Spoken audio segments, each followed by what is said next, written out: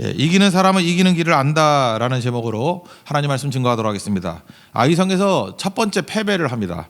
오늘은 다시 경험한 승리, 이게 주제입니다. 다시 승리를 하게 됩니다. 그러다 보면은 우리도 중요한 메시지죠. 뭐 어떻게 하면 다시 승리할 수 있을 것인가. 예, 그 관점에서 이 내용들을 쭉 봤으면 좋겠습니다.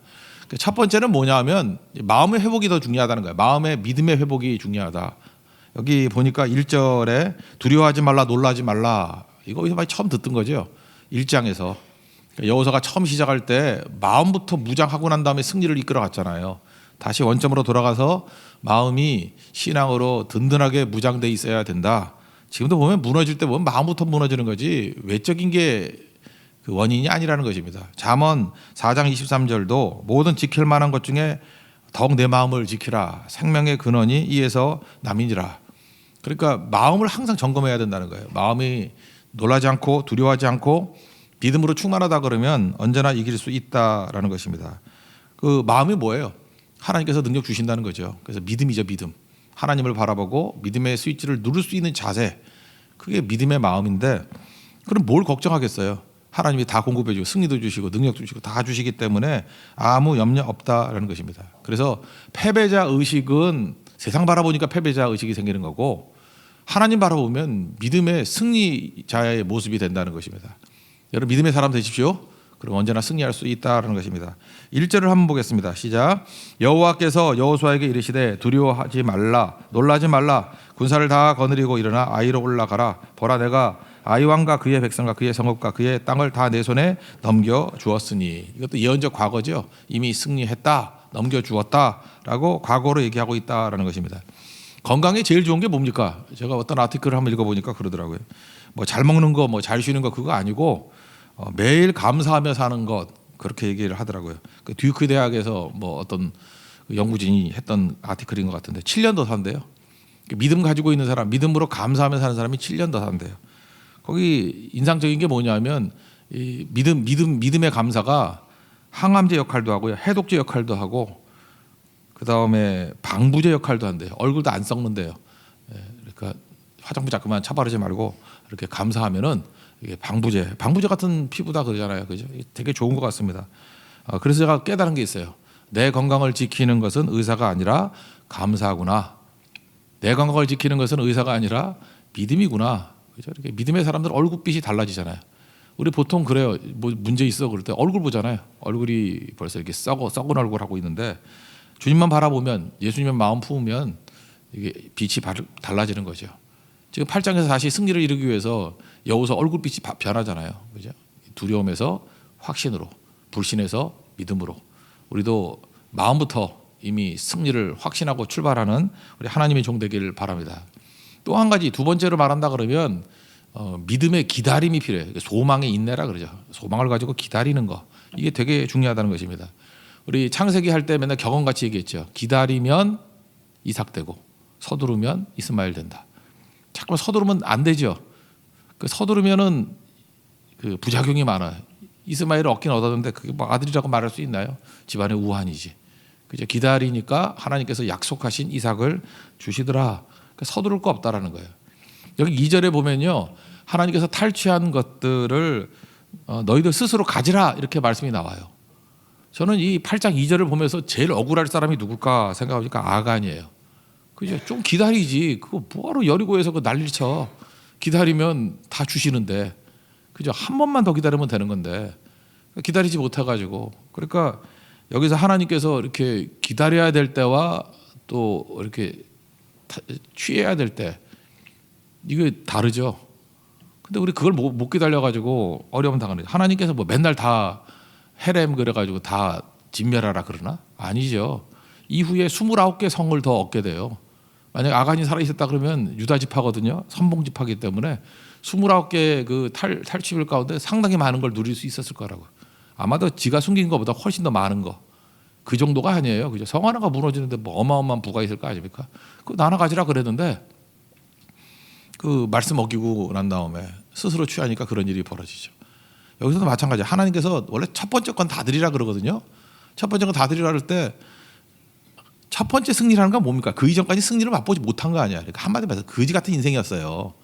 아무것도 없었다고. 그러니까 가난했고 무능했고 모자랐어. 그러다가 어쩌다 한번 승리를 했어. 처음으로. 그러면 이게 주신 분이 하나님이라는 걸 잊어버리잖아요. 그래서 이 첫 번째가 작은 걸 하더라도 그 다 드리는 게 쉽지 않아요. 오랫동안 실업자 생활하다가 첫 번째 월급 받아서 첫 월급을 다 드린다? 그 모든 사람이 다 하는 거 아니더라고. 그 뭐 총 액수를 보면 큰 액수도 아니에요. 그렇지만 그게 쉽지 않아요. 왜냐하면 그 이전에 하도 거지같이 살았거든. 근데 처음으로 돈 생겼으니까 그죠. 부모님 빨간 네이 사다 드려야 되고 뭐 할 일이 많잖아 지금. 뭐 온갖 생각들. 그래서 이게 헤렘 이거 잘 못해요. 근데 철저하게 이거 순종하고 난 다음에 그 다음부터는 너 가지라니까. 뭐 엄청 부어주실 건데 그죠. 29개 성 이후에 승리가 기다리고 있는데 이거 못하는 거죠. 그래서 제가 이걸 보면서 금할 때와 허락할 때를 구분하지 못했던 아간의 어리석음. 근데 이게 아간이 우리구나 이런 생각을 해요. 그래서 승리하기 위해서는 기다려야 돼요. 금할 때는 기다리고 허락하실 때는 가고. 그래서 하나님의 때를 기다릴까? 우리는 타이밍이라는 생각을 많이 하죠. 하나님은 타이밍이 있어요, 없어요? 없다고. 그러니까 여리고성 앞에서도 할례를 하라 그러죠. 우리는 인간의 힘이기 때문에 타이밍이 중요하고 사기가 중요한 거지만 하나님께서는요 타이밍 안 맞을 때도 역사하시고요. 사기 저하졌을 때도 하나님이 혼자 뛰셔서 다 승리할 수 있어요. 그래서 여러분들 사기가 떨어져서 되면은 그 인간이 한 거 아니죠. 하나님이 하신 거고. 타이밍이 안 맞는데도 일이 이루어지면 이거 하나님이 하신 거죠. 호황기에 잘 되는 사람 뭐 그게 뭐 대단한 거예요. 불황기에도 잘 된다 그러면 이건 하나님이 하신 거죠. 이거예요. 철저 순종. 하나님 말씀대로 순종은 기다림이거든요. 기다림이 이루어지면 된다. 2절을 한번 읽겠습니다. 2절 시작. 너는 여리고와 그 왕에게 행한 것 같이 아이와 그 왕에게 행하되 오직 거기서 탈취한 물건과 가축은 스스로 가지라. 너는 아이 성 뒤에 복병을 둘지니라 하시니. 이거 보세요. 거기서 탈취한 물건과 가축은 스스로 가지라. 가지라 그러는데 이거 못해가지고 초조해서 그런 거죠. 그러니까 이 기다림이 믿음이에요. 기다림이 믿음. 누가복음 8장 50절을 보면은 회당장 야이로 나오잖아요. 야이로. 그 야이로가 딸 죽어갑니다. 예수님 가시죠. 그랬더니 예수님 가겠대요. 그럼 빨리 와서 고쳐줘야 되는데 중간에 기다리게 만드는 사건이 벌어지잖아요. 12 혈류증 앓았던 여인이 와서 뭐 옷에 손 대고 뭐 왜 그랬냐 하고 사연 다 듣고 꽤 시간이 오래 걸렸어요. 그랬더니 종들이 와가지고 그만 괴롭히라고 딸 죽었다고. 우리 죽으면 끝나는 거 아니에요. 근데 누가복음 8장 50절에서 예수님께서 똑같이 말씀하죠. 두려워하지 말고 믿기만 하라. 두려워하지 말고 믿기만 하라. 이게 우리에게 주는 말씀 아니에요? 우리는 두려워하고 안 믿잖아요. 근데 두려워하지 말고 그 죽었다는 소식에도 믿기만 하라. 그리하면 딸이 구원을 얻으리라. 결혼을 다 하시잖아요. 구원 얻었죠. 우리도 중요한 거예요. 그래서 촐랑대지 말고 중요한 거는 믿음은 기다림. 거기서 승리가 있다는 것입니다. 타이밍, 뭐 사기 이거 관계 하나도 없고 하나님이 멈추라면 멈추고 가라면 가고 그런 기다림이 있을 때 비로소 승리하게 된다는 것입니다. 여러분도 기다림을 통해서 승리를 맛보는 믿음의 종 되기를 바랍니다. 또 한 가지는 여기 뭐 지천으로 깔린 단어가 뭐죠? 제일 많이 나오는 단어 8장에서 매복, 복병, 매복, 복병 10번도 더 나와요. 매복, 복병. 저는 옛날에 그 매복이라는 얘기를 할 때 이걸 이제 전략적인 걸로 생각했어요. 그래서 히스기야 왕하고 비교를 해서 숨겨진 매복한 병력은 10배의 능력을 발휘한다. 그러니까 이렇게 숨겨놓은 5천 명은 5만 명보다 강하다. 반면에 이렇게 떠벌리고 다니면 5만 명도 5천 명 같이 될 수 있다.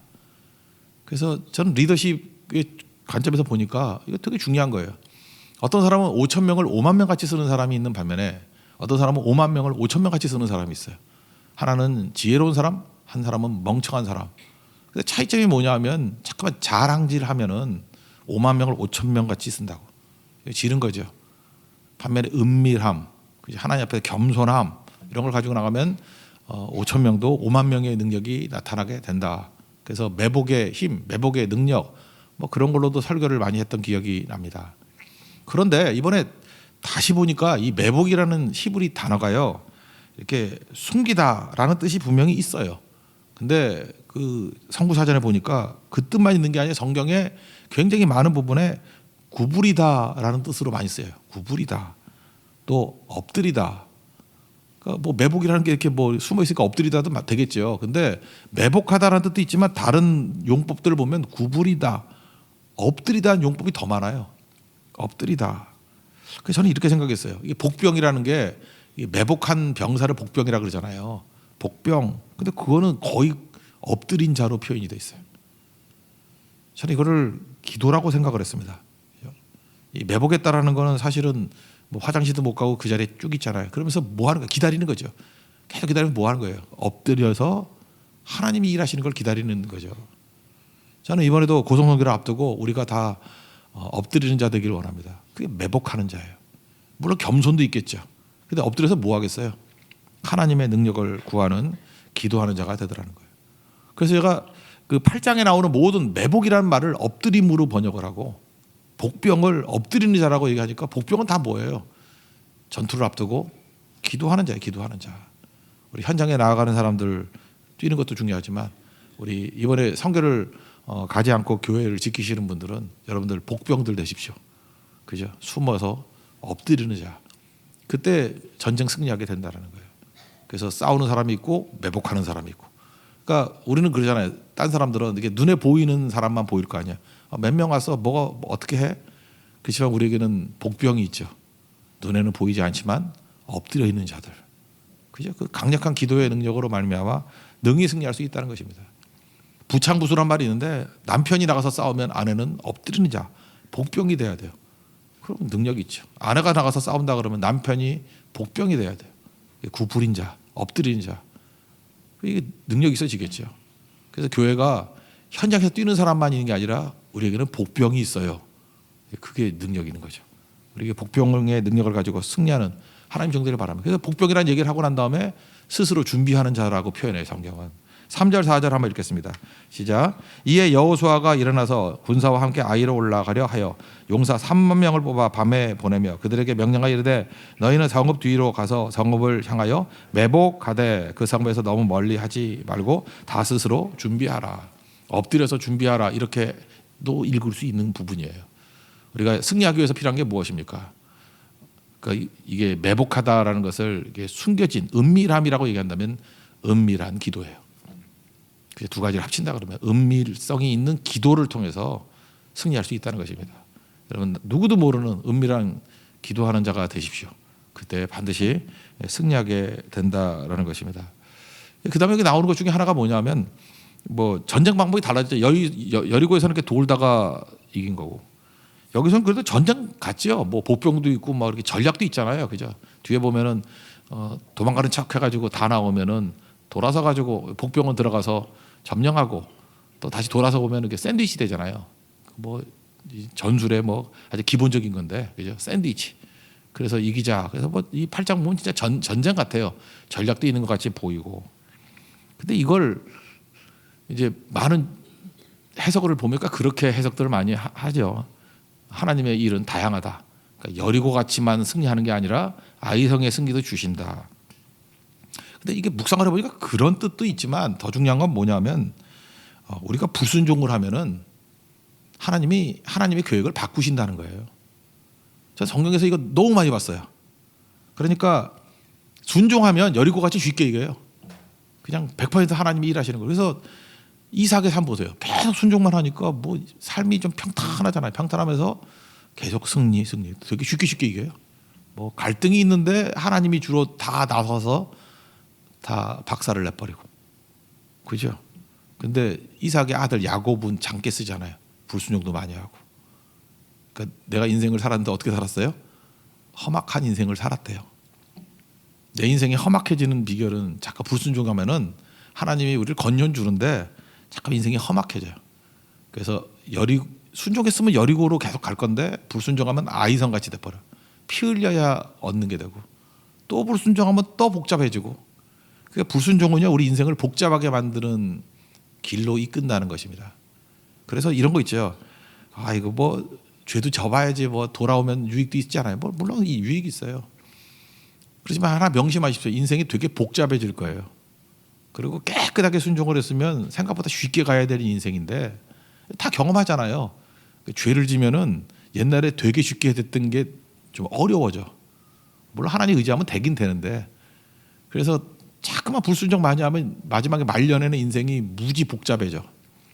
복잡해지면 어떻게 하면 되죠? 다 내려놓고 다시 단순함으로 가면 돼요. 그렇지만 인생의 그 복잡함은 떠나질 않죠.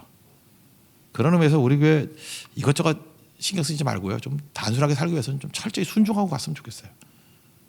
여러분 보세요. 불순종하고 막 이렇게 믿음도 떠났다가 나중에 돌아오고 한 사람들 보세요. 믿음 한 3, 4년 떠났다가 돌아온 사람들 보면 굉장히 복잡해져 있죠. 옛날에 되게 쉽게 했던 일들을 지금은 그 간단한 일을 너무너무 힘들게 해. 그렇지만 자기는 또 감사하대. 이렇게 돌아온 것만 해도 감사하고 뜨겁습니다. 맞습니다. 거기도 유익이 있어요. 그렇지만 그게 불순종이 없었다 그러면 얼마나 더 많은 일을 했을까 그런 아쉬움은 있죠.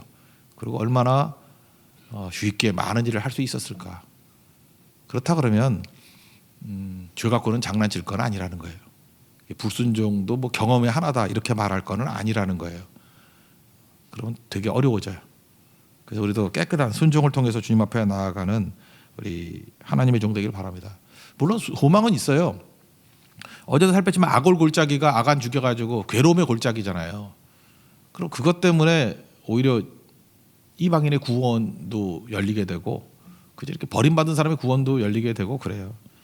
호세아서 2장 15절 보니까 거기서 어디 악올 골짜기에서 비로소 그의 포도원을 그에게 주고 악올 골짜기로 소망의 문을 심어 주리니 이런 게 있어요. 뭐 로마서 표현하면 죄가 많은 곳에 은혜도 넘치더라. 근데 이게 어리석은 사람은 그렇게 얘기하죠. 은혜 받으려고 죄 지으려고 그러자. 그 바보라서 그래요. 이거 얘기를 꼭 해줘야 돼요. 물론 죄가 많은 곳에 은혜도 넘쳐요. 그렇잖아요. 뭐 7 귀신 들리고 뭐 창기하고 이러면 돌아오지만 그 삶이 얼마나 복잡해요. 그래요. 사도 바울도 인생이 복잡해졌지 그게 뭐 간단한 게 아니잖아요. 이 정도 설명하면 된다고 생각합니다. 우리 주님 앞에서 철저히 순종으로 돌아올 수 있는 우리 하나님의 종 되기를 바랍니다. 이건 뭐 읽어야 되나? 시간이 너무 많이 가서 5절부터 9절까지 내용이고 그다음 마지막 한 가지만 더 말한다 그러면은 최선을 다해야 되는 거예요. 최선. 승리하기 위해서 최선. 1절 보니까 다 거느리고 갔다 이런 게 나오고 그래서 10절에 보니까 아침에 일찍 일어났다는 얘기가 나오죠. 이게 성경을 보면요.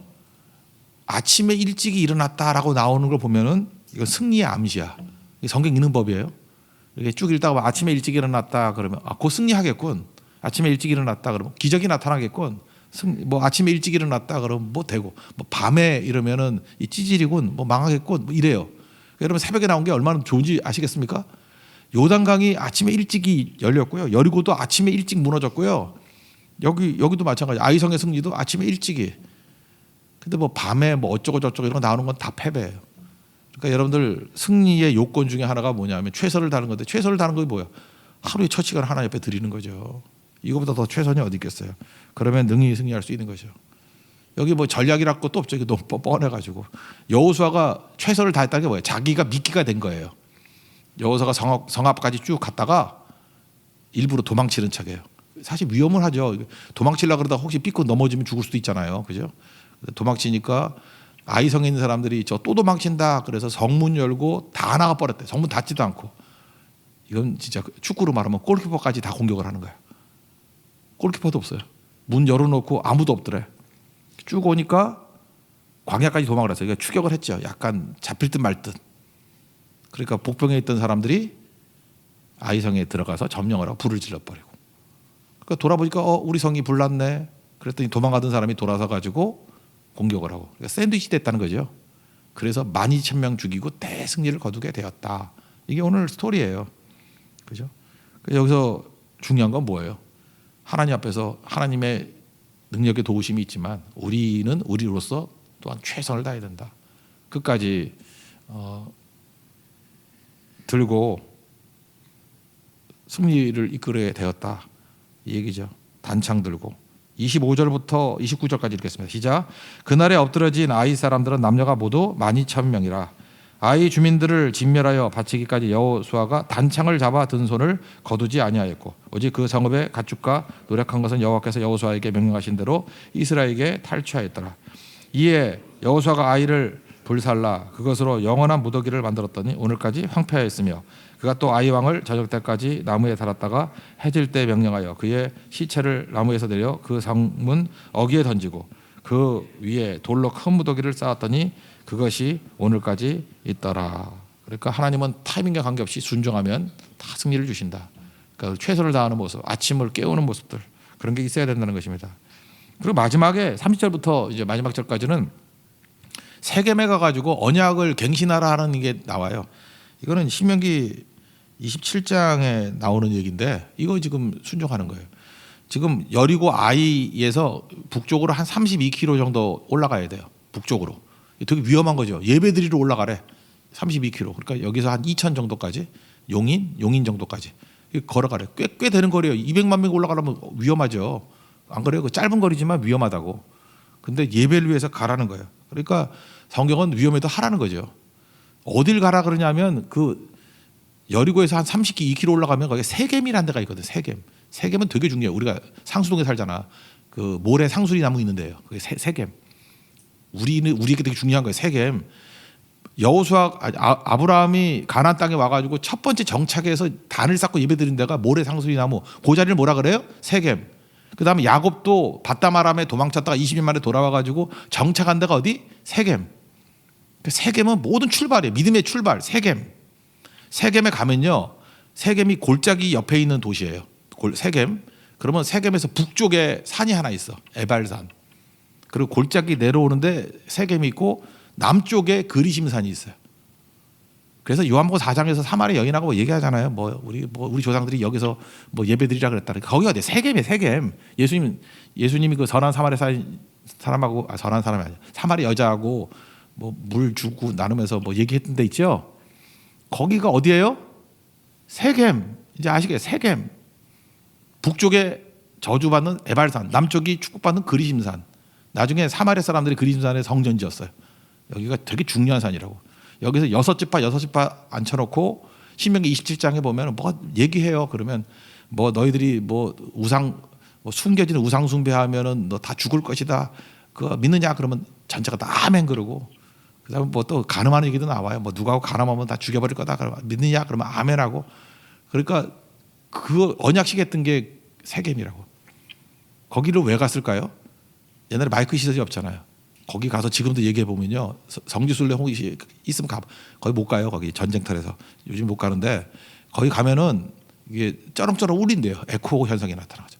그래서 정말 하나님께서는 굉장한 PD다 이런 얘기다 어떤 사람이 하더라고. 그런 장소가 있대요. 그죠? 모든 사람이 이렇게 얘기해도 막 울려가지고 소리가 들리는 장소. 그게 세겜의 장소에서 언약의 갱신을 하더라는 것입니다. 이거 왜 그렇죠? 간단한 원리, 승리 원리. 지금까지 했던 모든 걸 다 합치면 뭐냐면 순종하면 승리, 불순종하면 패배. 여러분 믿습니까? 그거 다시 한번 재점검하는 거예요. 그래서 이것도 마찬가지죠. 이 여세를 몰아 막 전진해야 될 것 같이 보이는데 아니에요. 다시금 하나님께서는 그 자리에 머물러서 여러분 예배드리러 32km 올라가는 건 소모적인 것 같이 보이죠. 낭비같이 보이죠. 아니에요. 예배가 우리 힘이에요. 여러분 그러죠. 새벽에도 아침에 깨가지고 인터넷으로 대충 설교 하나 들으면 되지. 그렇게 멀리까지 와야 되느냐. 아니에요. 예배드리러서 32km도 갈 이유가 있어요. 이유가 있다고. 그거 현장에 가서 하는 것과 그냥 대충 전해 들은 소식하고 똑같을 수 없다라는 거예요. 이게 오늘 메시지라는 것입니다. 또 한번 읽어봐야죠. 우리 30절부터 35절까지 읽고 마치겠습니다. 시작. 그때에 여호수아가 이스라엘의 하나님 여호와를 위하여 에발산에 한 제단을 쌓았으니 북쪽이에요. 이는 여호와의 종 모세가 이스라엘 자손에게 명령하고가 모세의 율법책에 기록된 대로 쇠연장으로 다듬지 아니한 쇠돌로 만든 제단이라.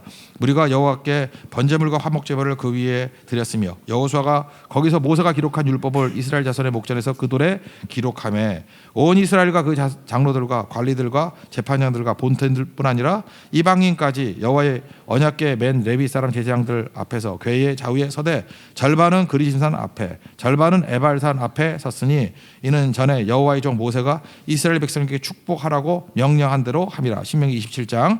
그 후에 여호수아가 율법책에 기록된 모든 것대로 축복과 저주하는 율법의 모든 말씀을 낭독하였으니 모세가 명령한 것은 여호수아가 이스라엘 온 회중과 여자들과 아이와 그들 중에 동행한 거류민들 앞에서 낭독하지 아니한 말이 하나도 없었더라. 여기는 기록 안 돼 있지만 신명기 27장 보면 다 뭐 했어요?